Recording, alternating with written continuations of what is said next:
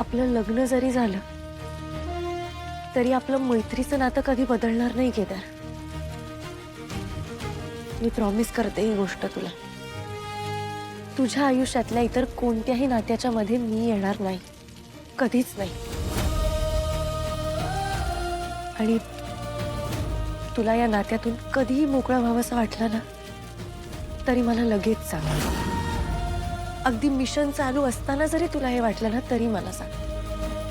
त्या क्षणी मी तुला या नात्यातून मोकळं केलेलं असेल। आणखी एक गोष्ट केदार, मी शब्द देते तुला, हे मिशन लवकरात लवकर संपवू आणि या लग्नाच्या नात्यातून सुटू।